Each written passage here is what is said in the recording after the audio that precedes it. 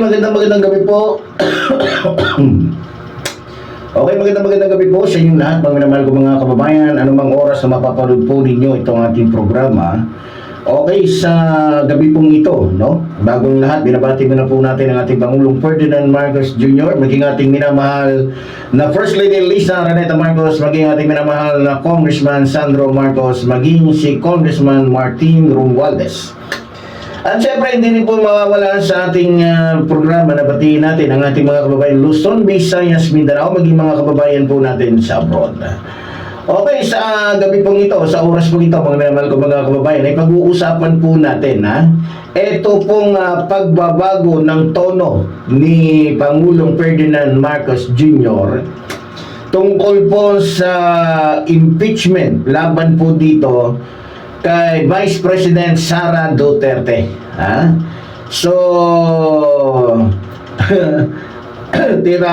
kumbaga sa tila lumihis yung landas ng salita ni Pangulong Ferdinand Marcos Jr. Tungkol dito kay Sara Duterte. So, o nga pala, magandang gabi din po, magandang araw din sa ating lahat, siyempre, sa ating mga kababayang mga kaibigan, kasama ng mga pastor, ministro na nakakausap natin, nagbibigay sa atin ng spiritual advice, at siyempre sa ating mga kaibigan na hindi po lumilimot sa atin noon hanggang ngayon. So, nitong mga nakarang araw po, mga minamahal ko mga kababayan, diretso na po tayo, tila may malaking pagbabago po sa ihip ng hangin sa ating pamahalaan. Ba't ko po nasabi yun, mga kababayan? Kung dati, kung maalala po ninyo, ay naririnig natin ang panawagan para sa pagkakaisa. Ngayon, ang salitang pananagutan at impeachment, pananagutan at impeachment na ang mas matunog ngayon, mga minamahal kong mga kababayan. Okay, himayin po natin ang mga huling kaganapan na nakuha po natin mula po sa mga ulat ng Malacanang. Lalong-lalo na po sa tagapagsalita po ng Malacanang na si Attorney Claire Castro. Okay. Ito po ay tungkol sa pagbabago ng tono po. Ulitin ko lang po ng ating mahal na Pangulo, no? So, simulan natin kay Pangulong Bongbong Marcos, mga kababayan. Okay. Matatandaan po natin na noong nakaraang taon, 2025 po, hindi po ako nagkakamali, tinawag niyang pampagulo lang o stern and teacup ang mga bali-balita tungkol po sa impeachment ni Vice President Sara Duterte. Kung maalala po ninyo, mga minamahal ko mga kababayan. So, ibig sabihin, ng mga panahon na yon, sa direktang pagsasalita, at base sa akin na uunawaan, protektado po, protektado ang ating Vice Presidente, ni Pangulong Ferdinand Marcos Jr. noon, o sa ilalim ng payong ng Uniteam. Kung maalala ninyo, di ba? Noong tinanong si Pangulong Ferdinand Marcos Jr. kung sang-ayon ba siya na ma-impeach si Sara Duterte, anong sabi niya? Pampagulo lang yan. Di ba? Pero ngayon, nung napanood ko din, nung tracing kahapon, yes, talagang diretsuhang binanggit po ni Attorney Claire Castro yung tungkol sa pagpapanagot. Okay, pero diretso po muna tayo. Kung maalala po ninyo, ngayong yes, kahapon nga, 2026, tila tinanggal po ni Pangulong Ferdinand Marcos Jr. ang protection, yung protection para kay Sara Duterte. Kasi alam nyo, kaya sa totoo lang, isa din sa nakikita natin na kaya hindi natuloy yung impeachment laban dito kay Vice President Sara Duterte dahil nga sa mismo ang ating Pangulo ay hindi sang-ayon, di ba? So kung maalala po ninyo, ayon po sa naging pahayag ng palasyo, sa pamamagitan po ni Yusek Claire Castro ang direktang bilin di umano ng Pangulo. Ito, pakinggan ninyo mga kababayan, ay tratuhin ang anumang reklamo laban sa Vice President na gaya ng pagbusisi natin sa mga maanumaliyang flood control projects. So, ibig sabihin, mga minamahal kong mga kababayan, wala nang special treatment. Di ba? Malinaw mga kababayan, uulitin ko, wala nang special treatment. Ang linyang ginamit ng Malacanang ay managot ang dapat managot. Hindi na po ginamit yung linyang pampagulo o pampagulo lamang yung impeachment na yan. Mga kababayan ko, malinaw po mga minamahal ko mga kababayan, ang bilin po ng Pangulo, managot ang dapat managot. Didiretso natin. Ito ay isang malinaw po mga kababayan na hudyat na hindi na haharangin ng ekotibo ang anumang legal na hakbang na gagawin ng Kongreso. Naku, yari na tayo dyan. So, kung ako po ang tatanungin ninyo, mga minamahal ko mga kababayan, base po sa aking pag-aanalisa, kasi kailangan linawin natin to. Linawin natin ang dahilan ng usapin na ito. Bakit nag-iba ang tono ni Pangulong Ferdinand Marcos Jr.? So, batay po sa mga ulat, ito, lilinawin ko din. Batay po sa mga ulat na napapanood po natin, napapakinggan natin, hindi na lamang ito tungkol po sa politika.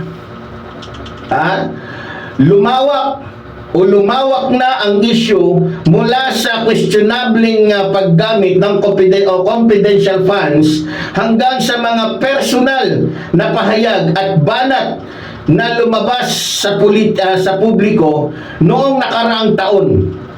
Ang confidential o yung constitutional process na dati ay ayaw galawin ng Pangulo, ngayon nakikita ninyo mga minamahal ko mga kababayan ay sinasabi ng palasyo na dapat nang igalang at hayaang gumulong. Alin? Yung proseso na kung saan ay itutulak na o tutulungan na ng gobyerno na mapasa sa Senado yung impeachment trial laban po dito kay Sara Duterte, o kay Vice President Sara Duterte. So sa totoo lang mga kababayan, pero hindi tayo dapat magkumpiyansa kasi may banta po laban sa Pangulo natin, Kung di ako nagkakamali, isusulong din po ng ating mga kalaban yung impeachment laban po kay Pangulong Ferdinand Marcos Jr. Kaya nga sabi ko sa kabilang banda, hindi rin ligtas ang Pangulo. Kasi kung maalala po ninyo mga kababayan, isiniwalat po ni Representative Edgar Eres na may mga grupong ayon sa kanya kampo ng mga kalaban o kampo po ni Vice President Sara Duterte ang nagpaplano ring maghain ng impeachment laban po kay Pangulong Ferdinand Marcos Jr. o kay PBBM. Pagbukas po ng sesyon sa Enero 2026 pala o 26 o sa Enero. So malapit-lapit na. So ang akusasyon na pagbabasihan po ng ating mga kalaban ay yung tungkol po sa betrayal of public trust dahil sa usapin ng pambansang budget. So yan po yung kanilang isusulong at yan ang gagamitin nilang dahilan kung bakit gusto nila na ma-impeach po ang ating minamahal na Pangulong Ferdinand Marcos Jr. So sa totoo lang yung kanila pong inilabas o yung nilabas po nitong ni Congressman sino ba tong Congressman Edgar Ares ay agad pong mabilis ang sinagot po ng Malacanang, na kung di po ako nagkakamali ay tinawag nila itong political maneuvers, maneuvering, kung di ako nagkakamali, at walang basihan. Ngunit ang katotohanan parehong panig ay nagbabantaan ng impeachment ay isang indikasyon na ang lamat sa pagitan po ng dalawang pinakamataas na pinuno ng bansa ay hindi lamang basta lamat. Ito ay isa ng malalim na bangin. Di ba? Pasensya na po kayo mga kababayan, sapagkat dahil sa nais ko na maging topical po tayo dito, hindi na po tayo katulad dati. So mayroon pong konting pagbabago. So ninais ko na ang aking sasabihin ay aking pong isusulat. Para nang sa ganon ay magkaroon po ng bigat yung ating mga sasabihin. Di ba? So pag-usapan po natin yung okay, napag-usapan na pala natin yung tungkol po sa mabilis na pagsagot ng Malacanang tungkol po sa kanilang dahilan o kung bakit nila gustong i-impeach ang ating mahal na Pangulong Ferdinand Marcos Jr. So tulad ng sinabi ko, ang basihan nila ay tungkol sa 2025 national budget na sinasabi nila na unconstitutional. So, okay, sa huli, kailangan maging mapanuri po tayo mga minamahal ko mga kababayan, dahil alam naman po natin na habang papalapit po ang 2028, marami po mga fake news na maglalabasa na walang basihan. No? Ang impeachment, uulitin ko po mga kababayan, ang impeachment ay isang kumbaga sa ay seryosong mekanismo ng ating konstitusyon para sa pananagutan. Hindi po yan laro. Uulitin ko, ang impeachment ay seryosong mekanismo ng ating konstitusyon para sa pananagutan. Hindi po pwede ditong basta-basta na lang. Dahil ang tatanggalin ho dito, ang pananagutin po dito mga kababayan, ay pinakamataas na pinuno ng ating bansa. Malaking hamon po ito sa ating institusyon.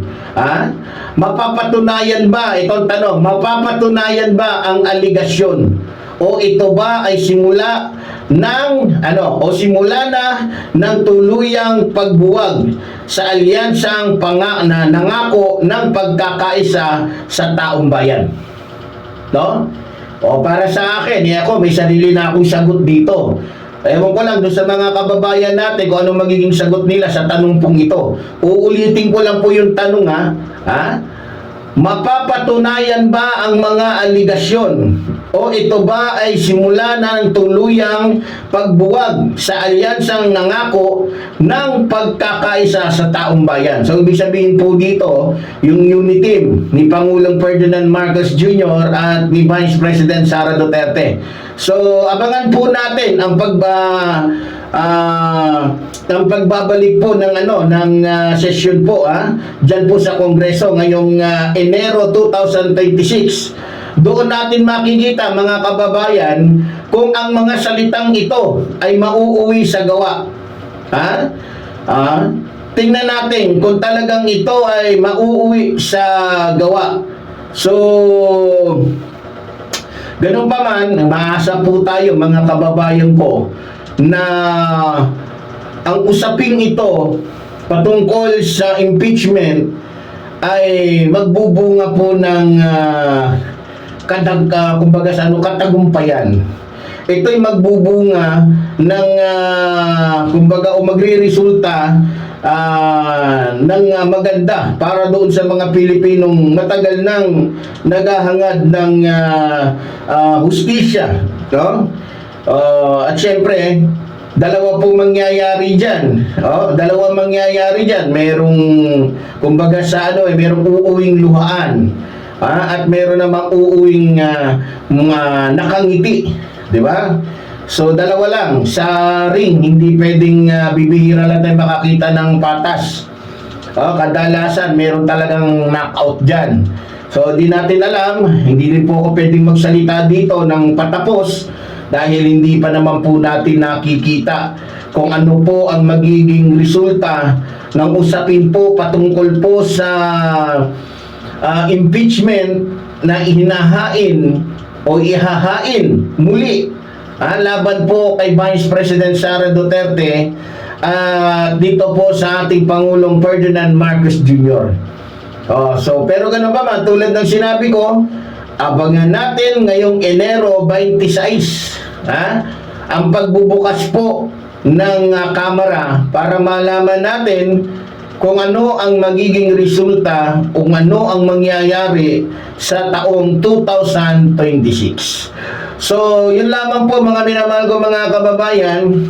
Tayo po'y mag-aabang ng ibang mga detalye o mga pangkaganapan na nangyayari po ngayon sa loob at labas po ng Malacanang. Tayo po'y mag-aabang, tayo po ay siyempre magsisiyasat din sa mga usapin na kung saan ay dapat po malaman ng ating mga kababayan. So muli po, tulad po ng sinasabi ng lingkod, mabuhay po ang ating inambayan, mabuhay po ang nagmamahal sa ating inambayan. Maraming salamat po.